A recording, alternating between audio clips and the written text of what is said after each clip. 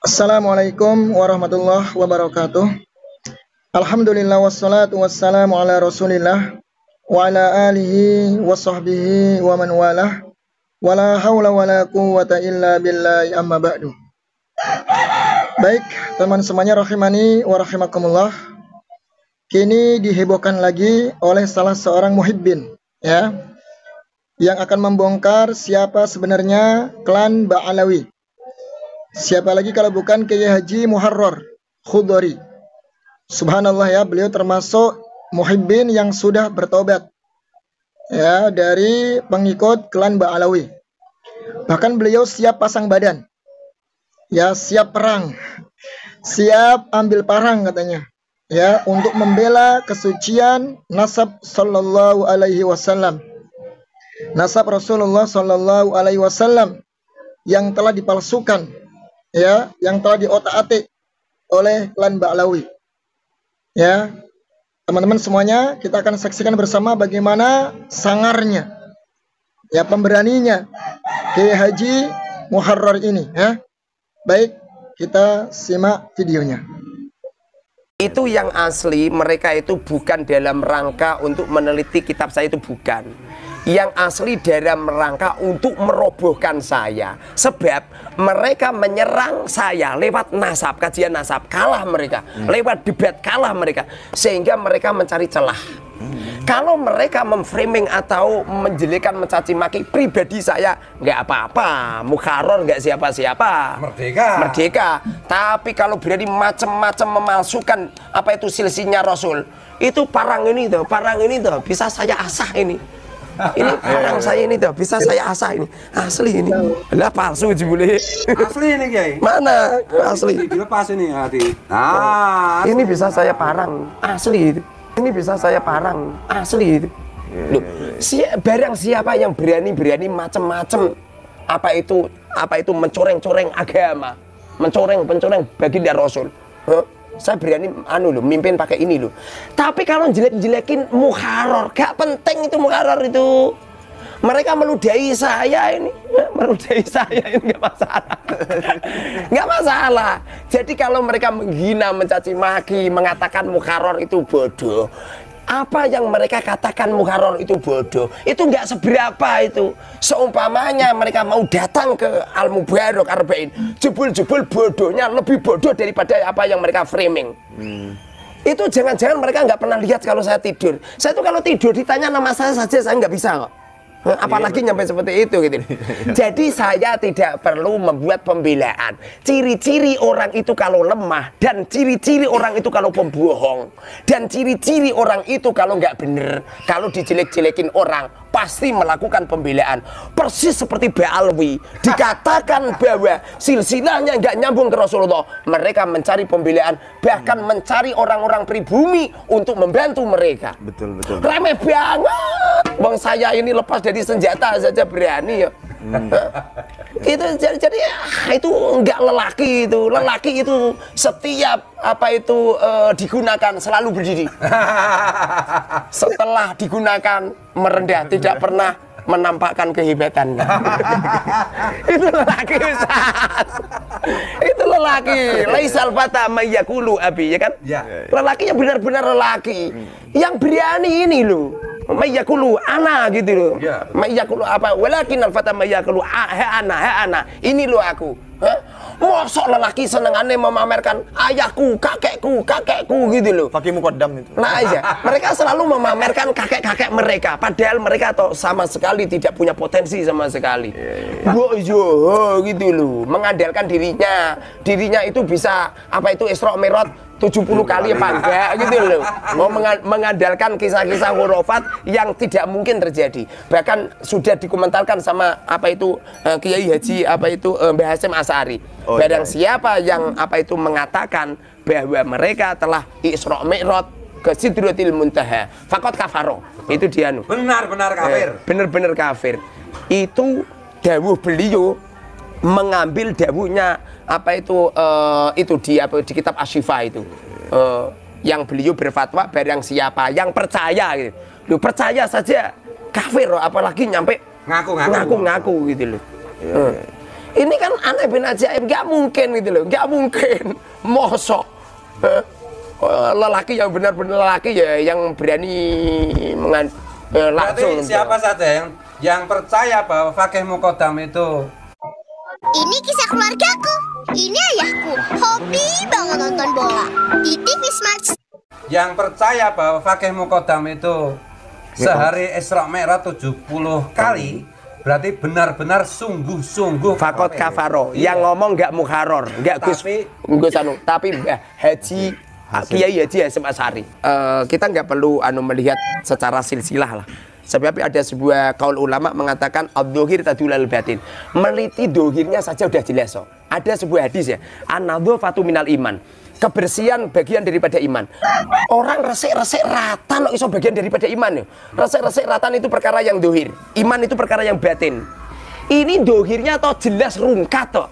Jadi nggak perlu diteliti silsilahnya. Setelah diteliti silsilah apa yang terjadi? Ya benar. Bener doif, nggak bener itu, nggak hadis.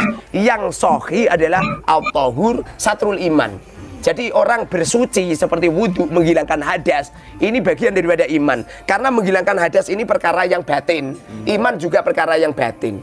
Jadi kalau ada orang ngaku-ngaku duriai Kanjeng Nabi, cocote lu cocote, belas gak memper belas Kanjeng Nabi. Mosok ada duriai Rasulullah. Siapa itu? Habib Novel mengatakan imat CS iblis gitu loh. Coba panjangan pernah kan, bahkan Habib Rizik mengatakan apa itu menterinya apa itu iblis dan sebagainya. Bahkan mereka mengatakan apa itu Gus Dur buta hati, buta mata. Loh, cocote lu gak podo belas, gak memper belas. Aku yakin loh sama mereka Kanjeng Nabi Jaya Sugeng tadi kuambleng ya. Aku yakin kuambleng. Aku yakin loh, karena mereka itu melecehkan. Ustadz, itu kan Habib oknum Habib Ustadz. Ini Habib yang khusyuk Ustadz. Loh, apa kamu nggak ngerti? Habib yang khusyuk semestinya harus berani mengikrarkan bahwa silsilahnya nggak benar. Kenapa mereka berdiam diri? Cocok. Kalau mereka berdiam diri atas kebohongan kakek-kakek mereka, berarti mereka telah membohongi Rasul. Rasulullah mengatakan, man kadzdzaba aliyya muta'ammidan falyatabawwa maq'adahu minan nar. Barang siapa yang berbuat bohong menyandarkan diriku, alaiya menyandarkan pada diriku, muta'ammidan dia sengaja, padahal silsilah mereka sudah jelas-jelas rungkat, sudah jelas-jelas batal, sudah jelas tidak tersambung ke Rasulullah, tapi dia berdiam diri.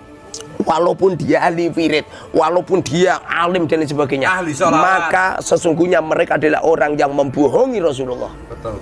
Ya. Kalau mereka membohongi Rasulullah, kenapa kita mengikuti mereka? Betul. Nggak bener itu. Itu termasuk melecehkan agama atau tidak? Tidak cuman melecehkan, membohongi Rasulullah. Rasulullah mengatakan, "Falyatabawwa maq'adahu minan nar." Tempat yang paling layak untuknya adalah neraka. Nah, ini yang dawuh Rasulullah. Karena sesungguhnya yang perlu diteliti itu bukan kita-kita. Panjenengan namanya siapa? Rifki. Ngapain neliti kamu? Kemarin saya kan ditanya, Ustadz, kalau Ubaidillah ini tidak putranya Ahmad, lalu Ubaidillah putranya siapa? Loh, kalau Ubaidillah tidak putranya Kanjeng Nabi, ngopo sih diteliti? Pasti persis neliti silsilahnya muharrar. Ngapain diteliti? Wong tidak nyambung ke Rasul. Tapi kalau mereka menyandarkan ke Rasulullah, harus diteliti. Karena sesungguhnya 5 perkara yang ada hubungannya dengan Rasul harus diteliti. 1, ada orang yang mengatakan ini wahyu dari Allah lewat malaikat Jibril kepada Rasulullah, harus diteliti. Ini dawuhnya Kanjeng Nabi, harus diteliti. Ini amaliyahnya Rasulullah, harus diteliti. Ini penetapan istiqrarnya Kanjeng Nabi, harus diteliti. Ini darah yang mengalir dari Rasulullah, harus diteliti. Nggak boleh husnudzon. Nggak boleh? Nggak boleh, haram, ngawur itu husnudzon. Jadinya seperti itu. Berarti ketemu ngawur. Sama saja, apa itu, anggap saja ini apa itu, ada seorang Habib sholat. Ada seorang Habib sholat. Saya muridnya Habib ini. Bajunya Habib itu ada coklatnya. Saya husnudzon, itu coklat. Sah nggak? Sah. Lalu sampeyan datang pengen makmum sama Habib, tapi di bajunya Habib ini ada coklatnya, sampean teliti, temblek lincung, sah nggak sholat sama? Nggak sah. Lalu panjenengan memberitahu kepada muhibinnya, muhibin saya ini, Ustadz, itu bajunya Habib itu ada temblek lincungnya. Apa yang terjadi? Haram hukumnya mengikuti. Muhibin yang setelah diberitahu bahwa silsilah Ba'alwi sudah terputus di Ubaidillah, kok masih husnudon, haram hukumnya. Nggak boleh itu Ustaz. Bahkan Habibnya yang sholat pakai baju yang ada coklatnya, ada apa? Ada temblek lincungnya. Panjenengan ingatkan, Habib tolong itu temblek lincung. Habibnya tetap sholat, batal sholatnya. Paham? Wajib hukumnya untuk taubatan nasuha. Banyak Habib-Habib yang apa itu teleponan sama saya kemudian ngikuti pendapat saya. Tapi perlu digarisbawahi, watak mereka sulit untuk ditumbangkan. Karena watak itu sudah dari zaman Abraha yang pernah memalsukan makam. Walaupun mereka taubatan nasuha dan mengaku sebagai tidak dari Rasul, kelak anak cucu mereka juga akan seperti itu. Kembali mengaku-ngaku lagi. Kembali mengaku-ngaku lagi karena harus watak publikasi di depan umum. Ya. Watak itu sulit untuk dirobohkan. Itu DNA-nya memang begitu. Nggak bisa. Ilayomil Watak. kiamah. Memang iblis itu matinya kan kiamat kan. Benar. Belum kiamat ya belum mati. Lagi pula orang itu kalau mengandalkan, membanggakan nasab, setahu saya itu iblis itu. Iblis itu pernah mengatakan begini, ana khairun minhu, aku lebih utama daripada Adam. Khalaqtani minar, engkau ciptakan aku berketurunan dari api. Wa khalaqtahu min tin, sedangkan engkau ciptakan Adam dari tanah. Orang yang pertama kali menyombongkan silsilah, menyombongkan nasab, itu iblis. Jadi kalau ada orang menyombongkan nasab, menyombongkan silsilah, iblis. itu Berarti Habib iblis. Ya, pengikut paling tidak. Oh, pengikut paling tidak. mantasabba bi qaumin Bahwa min. bahwa minum menyerupai ya. Coba sampean pagi-pagi ngomong ngene, "Be, aku yakin kok kancamu wedhus kan gitu kan." Pasti itu. Sampai detik ini pondok saya alumni banyak yang mengecam. Tapi saya tidak pernah takut sama sekali. Karena kalau saya takut, ya berarti saat ini harus kotangan saya ini. Perempuan berarti harus pakai celana dalam, pakai cawet deh. Ya. Gitu. Jadi apa itu saya nggak pernah takut sama sekali. Walaupun di framing banyak, bahkan saat ini Gus, saya dikatakan alumni kalau saya ini telah keluar dari alumni Almarhum Badung Sari. Alumni apa Fadilul Waqid, saya nggak pernah takut. Saya nggak pernah takut. Bahkan kalau video saya ini jadi viral gara-gara saya menyebut namanya Romo Yai, saya tidak pernah takut. Sebab dulu saya pengen belajar ketarim yang melarang kami ketarim Romo Yai. Bahkan pernah suatu ketika di waktu Romo Yai masih sugeng, saya pernah sowan sama Habib. Namanya Habib Zaki Al-Idrus. Habib Zaki itu jual figura gambar apa itu, kalau nggak salah itu Habib Lutfi kalau nggak salah. Pokoknya anu lah, gambar seorang kiai. Disodorkan Romo Yai. Romo Yai bilang begini, Habib, kalau saya setiap ada Habib jual figura tak pasang di sini ya, dipenuhin figura semua seperti orang jualan figura gitu. Setelah itu toh Habibnya maksa. Romo Yai setelah itu toh Habibnya maksa.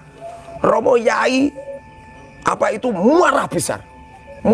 Seakan-akan apa itu saat itu Romo Yai tidak berkenan dengan seorang Habib. Makanya saya ini toh setelah itu Romo Yai dawuh sama saya. Beliau mengatakan, "Ror, kamu kalau hormat ke Rasulullah saja." Romo Yai dawuh, Romo Yai saya ini termasuk waliyun min auliyaillah. Kenapa kok nyampe saya berani mengatakan seperti itu? Sebab Romo Yai saya sering hadir di rumah saya. Ya kodotan wa manaman. Jadi dalam keadaan hidup itu Romo Yai silaturahim di tempat saya. Jadi umpamanya alumni nggak setuju dengan statement saya, ya silakan. Jadi saya mempersilahkan gitu, nggak harus percaya dengan apa itu ocehan saya gitu. Jadi gara-gara itu saya mantep, sebab di waktu itu langsung saya membuat pengumuman, ya, apa itu membuat diskusi kepada para habaib. Di waktu itu wah Habib-Habib banyak yang ngebel, yang menghina, mencaci maki, bahkan ada Habib kalau nggak salah itu masih saudaranya Habib Lutfi, orang Tegal kalau nggak salah, Habib Husain atau Habib siapa, Al-Atos. Beliau ngebel video call sama saya langsung. Ini Kiai Muharrar ya? Iya Bib. Kamu yang anu ya, apa itu diskusi? Iya Bib, siap Bib. Udah, besok pagi setelah subuh saya akan berangkat dari Tegal. Saya akan ke Pondok Pesantren Al-Mubarak Arba'in. Tolong transferi uang untuk transport 1.500.000. Ya, Di waktu itu, Pip, mohon maaf, di ATM kami adanya cuma 1 juta. Tak transfer. Jit. Setelah itu apa yang terjadi? Di pagi hari saya sudah nyiapin live streaming. YouTuber udah tak siapin semua. Tidak ada kabar. Saya bel, saya WA, tidak dibalas sama sekali. Nyampe sekarang beliau tidak datang ke Al-Mubarak. Bahkan uang saya juga tidak dikembalikan. Katanya istrinya masih keponakannya istrinya Habib Lutfi katanya, wallahu alam gitu loh. Sehingga gara-gara seperti itu, saya kok jadi mikir ya, berarti benar ini enggak Duriyah Rasul. Karena ciri-ciri Duriyah Rasul, ma'fil aba fil abna. Apa-apa yang terjadi pada ayah akan terjadi pada anak. Jadi kalau ada harimau, loh kok ada anak kok meong-meong, pasti ini tidak anak harimau ini pasti ada oknum kucing, pasti itu. Kalau di bahasa Jawa itu ada bahasa gini, buah jatuh tidak jauh dari pohonnya. Loh, ini ada buah mangga, loh kok di bawah buah mangga kok apa itu durian? Pasti ada oknum ini, ada oknum yang menjatuhkan. Sehingga tidak perlu meneliti nasab lah. Meneliti dohirnya saja itu sudah jelas. Karena Allah Subhanahu wa ta'ala berfirman di dalam Al-Quran, Inna akramakum indallahi atqakum. Sesungguhnya orang yang paling mulia adalah atqakum. Siapa orang yang paling mulia di dunia ini? Siapa coba? Rasulullah. Aku yakin tidak cuma Rasulullah saja, tapi anak cucunya Rasulullah juga mulia. Ciri-cirinya apa? Atqakum. Kamu paham atqakum? Bertakwa. Atqakum itu maknanya adalah yang paling takwa. Kalau panjenengan lihat di Al-Quran, makna daripada takwa, uiddat lil muttaqin. Surga itu disuguhkan, disiapkan untuk orang-orang yang ahli takwa. Siapa orang yang ahli takwa? Alladzina yunfiquna fis sarra wa dharra.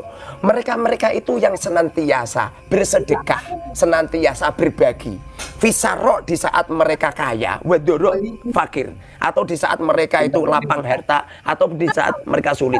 Itu ciri-ciri orang yang mulia, yang paling mulia. Jadi Duriyah Rasul Gus pasti dermawan. Loh, ada Duriyah Rasul bakhil, apalagi nyampe door to door, minta dari pintu satu ke pintu yang lain. Saya ngomong seperti ini fakta, dan saya sering didawiri Habib-Habib.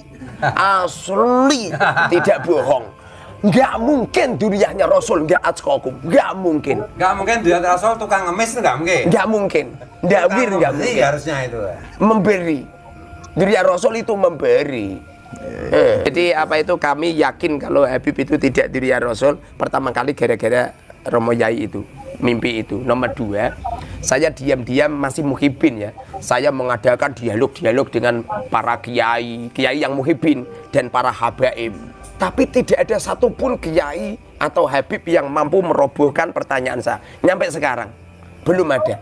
Bahkan diam-diam saya juga belajar apa itu kitab-kitab itu, kitab-kitab apa itu nasab. Saya itu yang asli itu dulu itu kalau panjenengan lihat di apa itu YouTube, video saya ngecam Kiai Mat itu banyak. Dulu itu. Jadi saya diam-diam membaca tetisnya Kiai Iman, tetisnya apa itu kemarin itu dari apa Robito Alawiyah, saya pelajari semua. Dari hasil pembelajaran saya ini sesungguhnya dari hasil semuanya itu tidak ada satupun ulama ataupun kitab atau manuskrip yang mengatakan bahwa silsilah Ba'alwi itu nyambung ke Rasulullah. Nggak ada. Nggak ada. Makanya sekarang ini toh di apa itu diberitahukan Allah. Ini yang memberitahu Allah, bukan Kiai Imat ini. Asli hasil penelitian saya kami Kiai meneliti kiai-kiai yang ada. Bukan karena anut-anutan Kiai Imat. Enggak. Asli hati nurani yang telah diilhamkan oleh Allah di semua ulama-ulama pribumi. Asli, bukan. Aku yakin beliau bukan karena terpengaruh Kiai Imat. Bukan. Dan kiai-kiai yang ada di Indonesia ini itu hati nurani semua. Saya ataupun siapapun dari hati nurani. Dan rata-rata 99,9 semua yang tidak percaya bahwa apa itu Habib Duriyah Rasul muhibin kelas berat, muhibin kelas akut seperti saya. Asli itu. Sehingga seumpamanya kok nyampe terjadi apa-apa semisal, saking yakin saya seumpamanya terjadi perang, saya siap menjadi pemimpin paling depan.